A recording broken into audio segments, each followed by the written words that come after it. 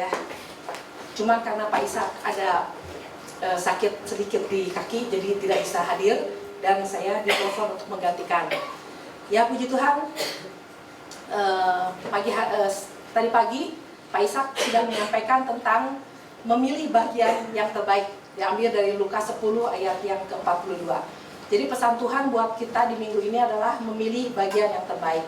Kalau saudara punya warta ya, saudara bisa lihat juga di situ. Oke, memilih bagian yang terbaik.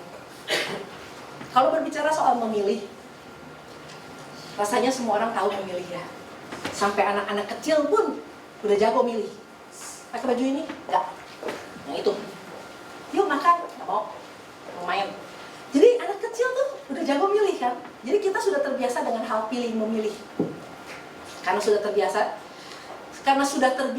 dan sudah jago pilih memilih, sampai akhirnya kalau disuruh sama orang pun, dikasih perintah pun juga masih bisa milih. Nggak mau dilakukan gitu kan. Jadi sama seperti yang terjadi sama Yunus. Ketika Yunus diperintahkan Tuhan, ayo pergi melayani jiwa-jiwa tuh yang ada di Niniwe. Akhirnya dia memilih apa? Pergi ke tempat yang lain, ke Tarsis. Dan jadi artinya ketika dikasih order pun, dikasih perintah sama atasan pun, kita masih bisa memilih untuk taat, sama memilih untuk tidak taat ya. Nah itulah sifat manusia ya.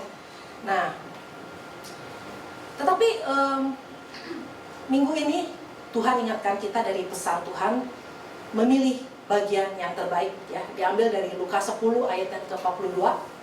Saya bacakan. Tetapi hanya satu saja yang perlu. Maria telah memilih bagian yang terbaik yang tidak akan diambil daripadanya. Nah, artinya Maria adalah seorang pribadi yang tahu memilih yang terbaik. Nah, sekarang jadi pertanyaan, kita bisa nggak, tahu nggak memilih yang terbaik itu yang seperti apa? Nah, kalau Tuhan kasih pesan sama kita untuk memilih yang terbaik, artinya ya, kalau saya baca dari pesan yang dari warta ini, di sini dikatakan masih ada begitu banyak orang percaya yang puas hanya dengan hal-hal biasa atau puas dengan memilih bagian-bagian yang dirasanya cukup baik. Padahal di balik semuanya itu sesungguhnya Tuhan telah menyediakan perkara-perkara yang terbaik bagi anak-anaknya. Bayangkan untuk urusan pembelian barang, keperluan hidup sehari-hari, dari sejumlah uang yang kita keluarkan, biasanya kita dengan penuh ketelitian berusaha mendapatkan barang yang terbaik dari sekian banyak pilihan.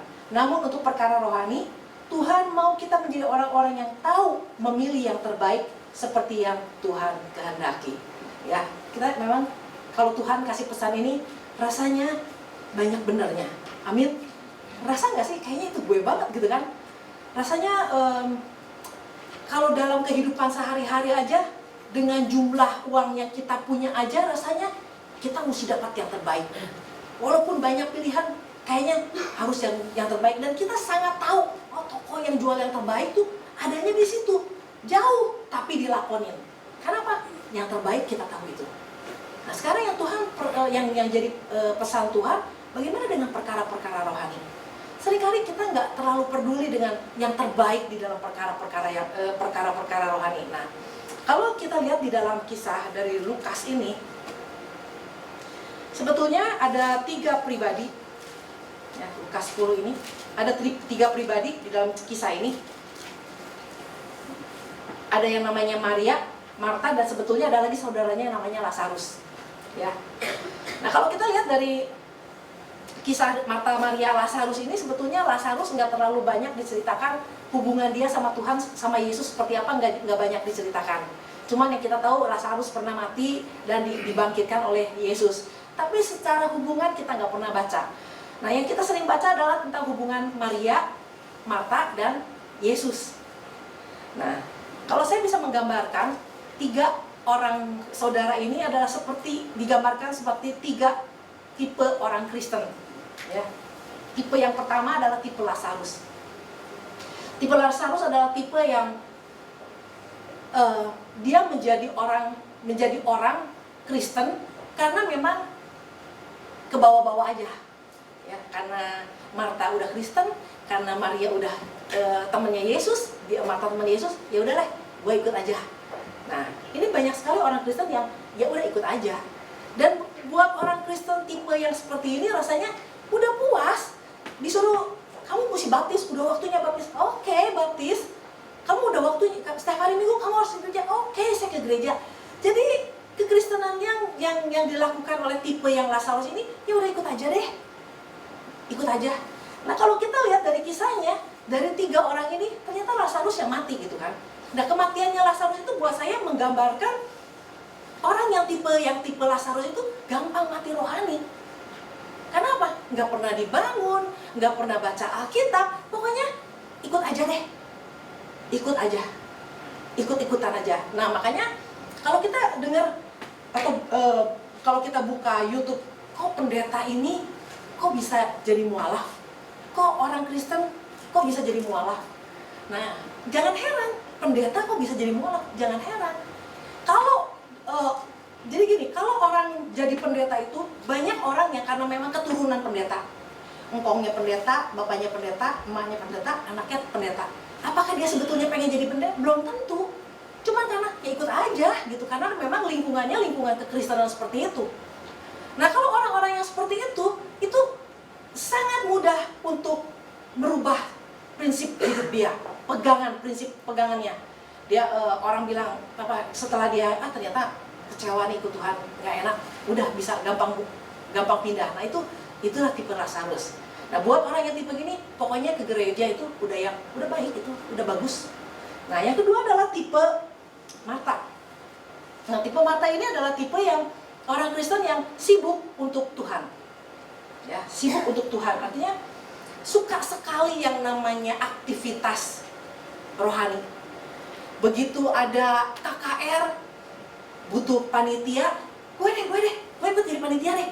Seneng soalnya apa? Pakai gantungan di sini, terus pakai seragam, terus pegang handy talkie. Waduh, demen banget rasanya tuh di tengah-tengah KKR punya kesibukan seperti itu. Nah, buat orang yang tipe Marta ini rasanya ini yang bagus. Nah, orang yang seperti ini kalau melihat orang yang kok orang ini ke gereja melulu sih, fanatik amat sih. Orang jadi orang Kristen mah gak usah fanatik, udah pokoknya mah yang begini aja. Nah, buat tipe Marta itu yang baik itu yang sibuk dengan pelayanan. Salah nggak? Nggak salah. Nggak salah kalau mau sibuk-sibuk juga. Tapi harus dibarengi lagi dengan kesibukan yang lain. Nah, tipe yang Marta ini, ya kalau kita lihat dari ayatnya yang ke-40, sedang Marta sibuk sekali melayani, ia mendekati Yesus dan berkata, Tuhan, tidakkah engkau peduli bahwa saudaraku membiarkan aku melayani seorang diri? Suruhlah ia membantu aku. Nah, orang yang tipe gini tuh rasanya suka nggak puas. Kalau ngelihat orang lain tuh, kok gua lagi sibuk, dia enggak, gua lagi. Nah, suka-suka sirik-sirik yang kayak gitu, sirik-sirik yang gak penting jatuh. Nah, ini yang tipe-tipe yang kayak gini, kenapa? Karena memang ukurannya cuma ukuran sibuk, nggak ada ukuran-ukuran yang lain. Nah, tapi kalau tipe yang ketiga atau tipe Maria, di sini dikatakan ayat yang ke-41, tetapi Tuhan ayat yang ke-42, tetapi hanya satu saja yang perlu. Maria telah memilih bagian yang terbaik yang tidak akan diambil daripadanya. Tadi Marta adalah sibuk untuk Tuhan, untuk Yesus. Kalau Maria ini ada orang yang sibuk dengan Yesus. Sibuk untuk Yesus, sibuk dengan Yesus. Jadi begitu Yesus datang ke rumah dia, hal yang pertama yang dia lakukan adalah dia memilih untuk ada di dekat Yesus. Dia punya banyak pilihan. Dia bisa pilih di dapur juga. Dia bisa milih juga untuk udah tidur malas ada Yesus. Enggak, dia tahu memilih. Dia pilih untuk ada di dekat Yesus. Ini ada dikatakan bahwa Maria memilih bagian yang terbaik. Orang bisa berargumentasi bahwa yang terbaik belum tentu itu. Bisa aja yang lain, yang nggak jadi masalah. Saudara punya argumentasi yang lain, tapi firman Tuhan dengan jelas mengatakan bahwa Maria telah memilih bagian yang terbaik yang tidak akan diambil daripadanya. Nah, ini yang Tuhan ingatkan sama kita. Apakah kita bisa punya pandangan yang sama dengan Maria, mengambil bagian yang terbaik untuk duduk di bawah kaki Yesus? Nah, apa yang dikatakan dengan tidak akan diambil daripadanya? Jadi orang yang hidupnya terus-menerus dibangun di atas kebenaran, ya Yesus adalah kebenaran. Kalau orang terus hidupnya terus menerus di dalam kebenaran, hidup dibangun di atas kebenaran, hidup di dalam pengenalan akan kebenaran, orang itu pasti penuh dengan damai sejahtera, penuh dengan sukacita. Jadi orang-orang yang tipe gini, mau gonjang-ganjing kayak apapun juga, mau persoalan seperti apapun juga terjadi, dia nggak akan terusik. Nggak ada yang bisa mengambil damai sejahtera dia, tidak ada yang bisa mengambil sukacitanya dia. Kenapa? Dia kokoh berdiri di atas kebenaran. Nah, ketika saya merenungkan, kenapa Sang Tuhan tentang memilih bagian yang terbaik. Nah, kalau dilihat dari situasi yang saat ini terjadi, nah beberapa waktu yang lalu kan, bakalan terjadi lagi kayak kemarin tuh di 212 kan. Banyak orang yang, kalau sampai terjadi kayak gini, kalau sampai terjadi kayak begitu, banyak orang yang merasa ketakutan. Tetapi kita diingatkan bahwa kalau kita adalah orang-orang yang tahu memilih yang terbaik untuk diam di bawah kaki Tuhan, berdiri di atas kebenaran, rasanya masalah-masalah yang seperti itu udah tidak tergoncang-ganjing lagi. Amin. Nah, kalau kita baca di dalam Ibrani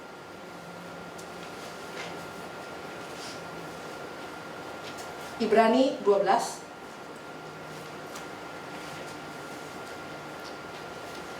Ibrani yang 12 ayat yang ke-26.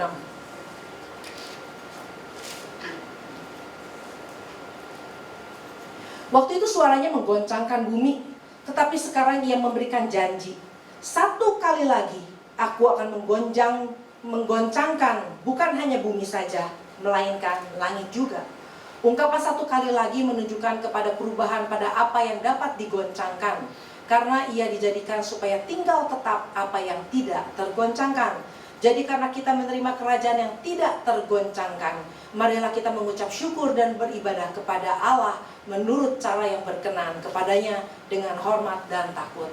Jadi orang-orang yang berdiri dibangun di atas kebenaran, ya sama seperti apa yang dilakukan oleh Maria. Rasanya ketika Tuhan katakan satu kali lagi Tuhan akan menggoncangkan bumi maupun langit, apapun yang bisa digoncangkan sama Tuhan, orang-orang yang seperti ini adalah orang yang tidak tergoncangkan. Minggu lalu seorang hamba Tuhan katakan bahwa orang yang berbahagia itu adalah orang yang di dalam hatinya itu penuh dengan prinsip-prinsip, nilai-nilai kebenaran. Itu orang berbahagia. Mau masalah apa terjadi, mau segala macam terjadi, nggak tergoncangkan. Dan ini yang Tuhan ingatkan, kenapa harus mengambil bagian yang terbaik dalam hidup kita. Nah, yang kedua, kenapa kita harus mengambil bagian yang terbaik? Gini, apa sih sebenarnya tujuan kekristenan? Apa sih akhir dari kekristenan? Kekristenan itu kan ujung-ujungnya kan dikatakan bahwa kita menjadi serupa dengan Kristus kan. Menjadi serupa dengan Kristus, pernikahan anak domba menjadi mempelai Kristus, memerintah bersama Kristus. Jadi pertanyaan, ada nggak yang lebih tinggi dari itu? Ada nggak yang terbaik, lebih baik dari itu? Menjadi mempelai Kristus, memerintah dengan Yesus? Rasanya nggak ada. Itu yang paling tinggi. Itu adalah visi tertinggi, memerintah bersama Yesus. Itu yang terbaik. Nah, kalau saya rasa kita semua ingin memerintah bersama Yesus, benar? Siapa di sini yang ingin memerintah bersama dengan Kristus? Kita semua ingin memerintah bersama Yesus. Artinya, kalau kita ingin yang terbaik, dapat yang terbaik di akhir hidup kita, apakah mungkin kalau kita sekarang hidup di bumi, cuma hidup sekedar-sekedarnya dan ngarep bisa dapat yang terbaik? Mungkin nggak? Enggak. Nah, keberadaan kita di bumi ini sebenarnya mempersiapkan diri kita untuk satu saat kita bertemu dengan Yesus, menjadi mempelai Kristus, menjadi serupa dengan Kristus, memerintah bersama Kristus. Untuk dapat yang terbaik itu, artinya apa? Hari ini kita udah harus hidup, punya pilihan-pilihan hidup yang terbaik. Jadi jangan ngimpi pengen yang terbaik, tapi hidupnya berantakan hari ini. Rasanya nggak mungkin. Jadi kalau kita punya visi dalam kehidupan kita untuk memerintah bersama dengan Kristus, ketika Tuhan kasih pesan buat kita, pilih bagian yang terbaik, artinya inilah saatnya. Hidup kita harus bangun untuk mengambil pilihan-pilihan yang terbaik. Ada begitu banyak pilihan-pilihan di dalam dunia ini. Tapi kalau kita tahu firman Tuhan, kalau kita tahu kebenaran, kita tahu mana yang terbaik, mana pilihan yang terbaik buat hidup kita. Nah, kalau kita tahu pilihan-pilihan yang terbaik, kita juga tahu memberi yang terbaik buat Tuhan. Amin. Wah, ini luar biasa, saudara. Ini pesan yang Tuhan kasih buat kita. Ini mempersiapkan banget hidup kita, mengingatkan kita. Kalau hari ini kita masih hidup berantakan, mulai ambil keputusan, pilih hidup pilihan-pilihan yang terbaik. Bukan cuma sekedar jadi orang Kristen yang memilih yang biasa-biasa. Kita diperhadapkan setiap hari dengan pilihan. Anak-anak pun juga diperhadapkan dengan pilihan. Kalau kita tujuan kita cuma yang penting mah yang baik aja. Nah, yang baik itu dikatakan, ada satu quote mengatakan yang baik itu adalah musuh dari yang terbaik. Kalau kita terus mengejar yang baik, kita nggak akan pernah dapat yang terbaik. Padahal kesempatan untuk dapat yang terbaik semua orang itu sama kesempatannya. Oleh karena itu sekarang pikiran kita harus kita rubah. Jangan cuma pengen yang baik-baik aja, pilih yang terbaik. Tujuan hidup kita ya, memerintah bersama Kristus itu luar biasa terbaik. Nggak ada yang lebih tinggi dari itu. Oleh karena itu kalau kita hidup biasa-biasa hari ini, rugi. Nah, oleh karena itu, apa sih sebenarnya mengambil pilihan-pilihan yang terbaik itu apa aja? Yang pertama adalah memilih untuk duduk dan mendengarkan perkataan Tuhan, sama seperti yang dilakukan oleh Maria. Dia mengambil bagian yang terbaik, duduk mendengarkan perkataan Kristus. Saudara, kadang-kadang orang berpikir gini, cukuplah ke gereja. Jadi orang Kristen kalau satu hari Minggu udah ke gereja, rasanya udah yes punya, udah cukup. Itu bukan terbaik. Yang terbaik adalah ketika kita di gereja, kita betul-betul datang mempersiapkan hati kita untuk dengar apa kata Tuhan. Dan bukan cuma dengar. Jadi gini, ketika kita datang sama Tuhan, duduk dengerin suara Tuhan, artinya kita udah punya satu komitmen, gue mau taat. Nah, itu yang terbaik.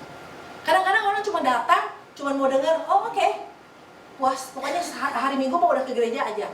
Mau firman Tuhan apa, nggak peduli. Kadang-kadang orang sibuk ya, chatting, lagi khotbah. Kan itu dia datang untuk terima yang terbaik, tapi dia nggak dapat yang terbaik. Untuk terima yang terbaik, tapi tidak terima yang terbaik. Kenapa?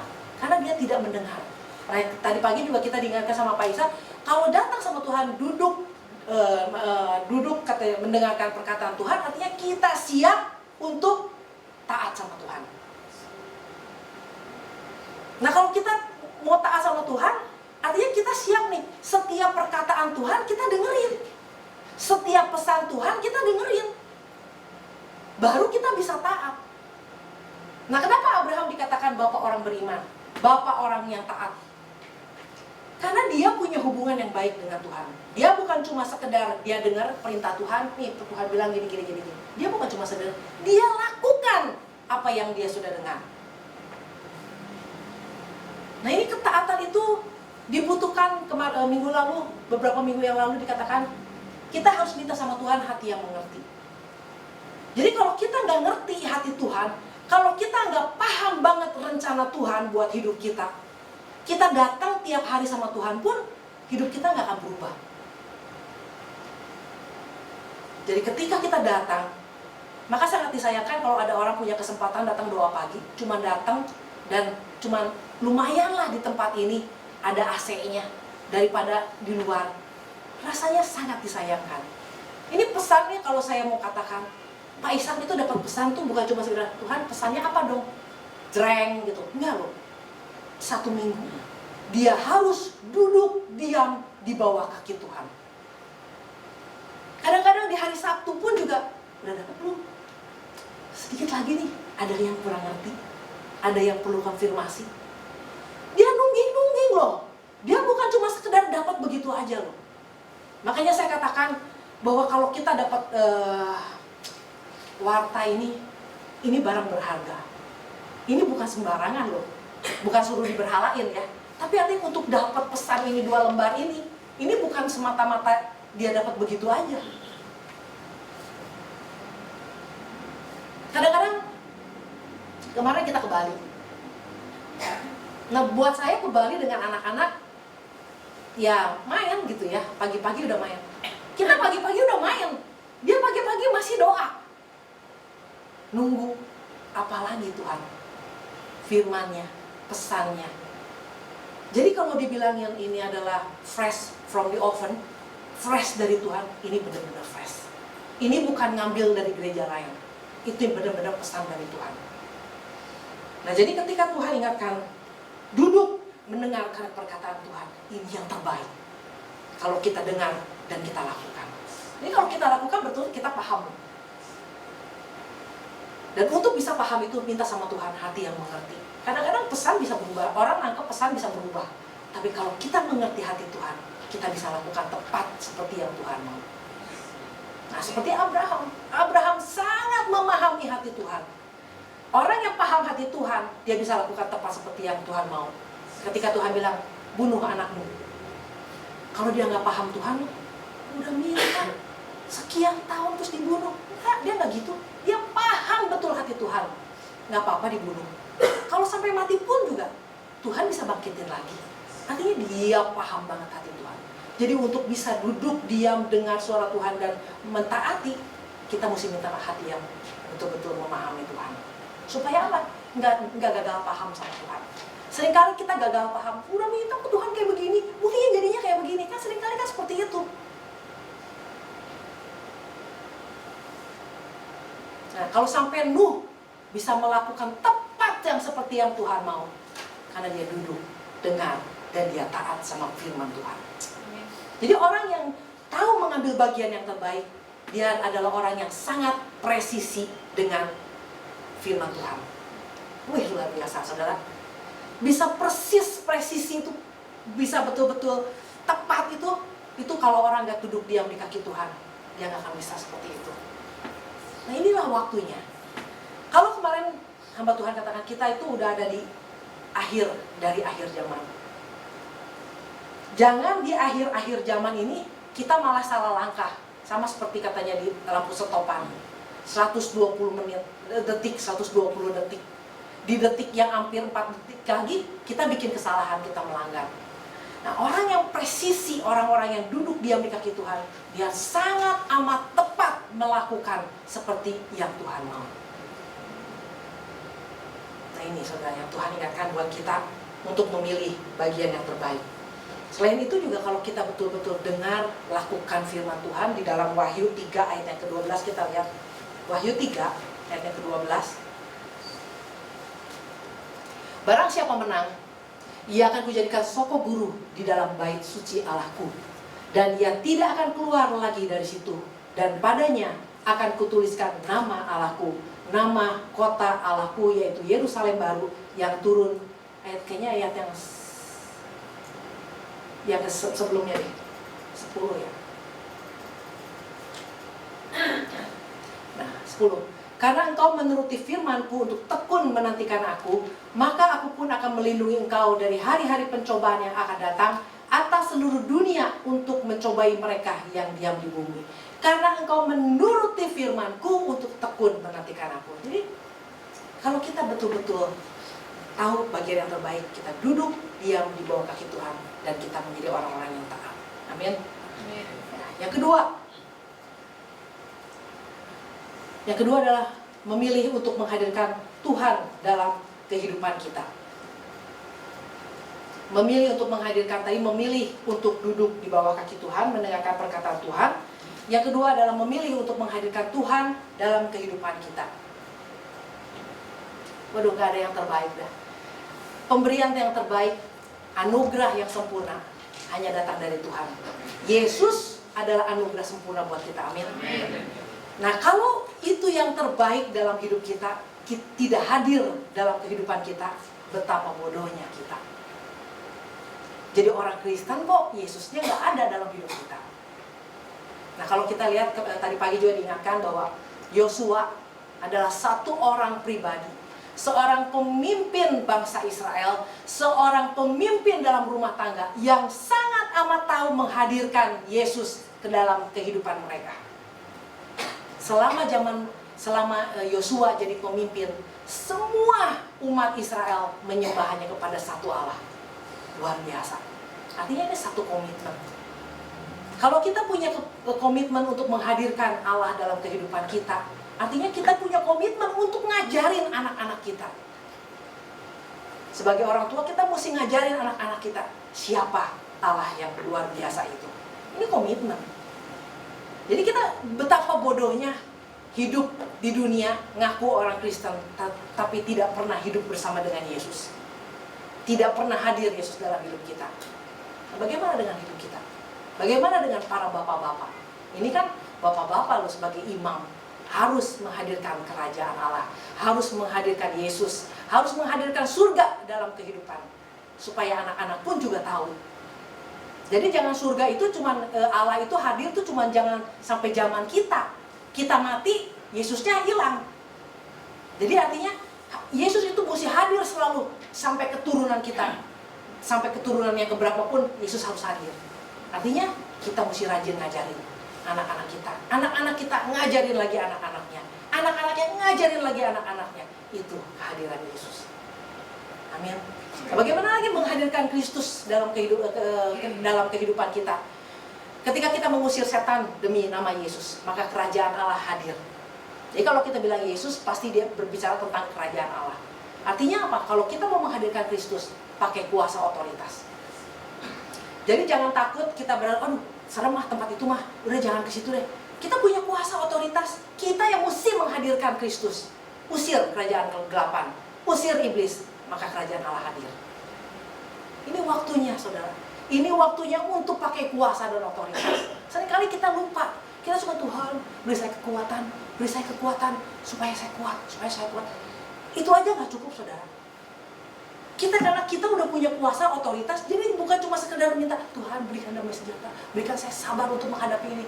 Tapi kuasa dan otoritas untuk kita pakai untuk apa? Hancurkan segala pekerjaan-pekerjaan iblis. Supaya apa? Kerajaan Allah hadir. Pakai kuasa itu. Ini udah waktunya. Amin. Ya, puji Tuhan. Yang ketiga, untuk mendapat memilih bagian yang terbaik adalah memilih untuk jadi orang Kristen yang tidak biasa-biasa. Jangan jadi orang Kristen yang biasa-biasa. Kadang-kadang jadi orang Kristen, biasa-biasa aja lah. Soalnya apa? Saya belum pelayanan. Nanti kalau saya udah pelayanan lah, saya pasti mau kasih yang terbaik.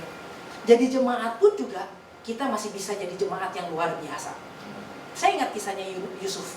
Yusuf ini bukan pejabat ketika dia jadi pegawai di dalam rumah tangganya Potifar, dia menjadi pegawai yang luar biasa. Nah jadi untuk menjadi orang yang luar biasa, menjadi orang Kristen yang luar biasa itu dimulai dari cara pikir kita. Jangan kita pikir bahwa nanti kalau udah jadi ini pasti gue luar biasa. Dimulai dari hal-hal kecil. Waktu kita bukan siapa-siapa, waktu kita bukan di tempat yang luar biasa, ketika di WC pun kita harus tetap jadi orang Kristen yang luar biasa. Nggak ada yang tahu, gue jorok-jorokan juga nggak ada yang tahu. Enggak saudara, untuk jadi orang Kristen yang luar biasa, ketika tidak ada siapapun juga, kita punya komitmen jadi orang yang luar biasa. Nah bagaimana dengan hidup kita? Kalau kita mau, sekali lagi, kalau kita pengen hidup dapat yang terbaik, memerintah bersama Kristus, dimulai dari hidup kita yang biasa-biasa. Dari hidup kita yang hari ini nih, jadi gini, nggak usah jadi di bidang kerohanian mesti jadi luar biasa. Mulai dari kehidupan sehari-hari. Mulai dari hidup sehari-hari kita mulai jadi orang yang luar biasa. Saya ingat waktu saya mulai baru ikut Tuhan, saya punya seorang ibu rohani. Kalau dia punya kue ya, yang satu udah dipotong, terus udah gitu Muti bawa pulang. Saya pikir dia pasti bagi yang udah dipotong. Enggak, dia pasti ngasihnya yang paling baik. Dia kasih yang terbaik. Nah, begitu saya tanya, yang itu aja kenapa ngasih yang ini? Kalau ngasih orang, kalau kita mau jadi orang Kristen, hal-hal kecil pun belajar kasih yang terbaik. Mungkin ya, pelayanan kita cuma nyediain makanan. Nah, satu orang lagi yang pernah ngajarin saya juga gitu. Mungkin kita cuma nyiapin makanan, ya makanan-makanan begitu aja, ya nggak terlalu penting. Tapi kita harus jadi pelayan yang terbaik. Kenapa? Karena yang kita layani itu anak raja. Nah, jadi cara pandang kita ya, ini cara pandang yang harus dirubah. Kalau kita mau jadi orang Kristen yang luar biasa, kita harus pandang pun orang-orang itu luar biasa. Jadi kita bisa kasih yang luar biasa. Jadi latihan menjadi menjadi luar biasa itu dari hal-hal yang kecil. Nggak usah yang gede-gede dulu. Saya ingat waktu dulu baru jadi ikut Tuhan juga nih. Mulai kan hidup banyak kesaksian karena dulu hidup saya berantakan, begitu mulai ada kesaksian hidup. Lalu sama gembala saya bilang, bisa kesaksian. Nah, buat saya yang memberi kesaksian itu, ini bukan hal yang, udah deh nanti mendadak aja. Enggak, saya mulai pikirin, saya mulai rancang, saya mulai cari ayatnya. Saya nggak tahu, pokoknya saya pengen kesaksian saya itu kesaksian yang ada dasarnya gitu. Lalu saya tampil, saya saksikan seperti itu, sampai akhirnya gembala saya bilang, ya udah mulai minggu depan kamu bisa khotbah. Nah, ini hal yang tidak pernah dipikir, nggak pernah ngangkat diri pengen khotbah. Tapi karena belajar untuk memberikan yang terbaik, dipercayakan untuk lebih lagi. Ya udah kamu mulai minggu depan kamu khotbah. Nah, jadi artinya punya satu komitmen. Kita mau dapat yang terbaik. Kita mau beri yang terbaik buat Tuhan. Kita mau belajar yang terbaik dari hal-hal kecil. Jangan yang kasih yang biasa-biasa. Menjadi orang-orang yang luar biasa. Amin. Ya, puji Tuhan. Firman Tuhan nggak saya panjang lebarkan, tapi dari pesan Tuhan di minggu ini kita belajar untuk jadi orang yang sanggup punya satu komitmen mulai hari ini untuk memilih yang terbaik, untuk punya pilihan-pilihan yang terbaik. Pertama, memilih untuk duduk mendengarkan perkataan Tuhan. Kedua, memilih untuk menghadirkan Tuhan dalam kehidupan kita. Ketiga, memilih untuk jadi orang Kristen yang nggak biasa-biasa, jadi Kristen yang luar biasa. Amin. Ya, puji Tuhan.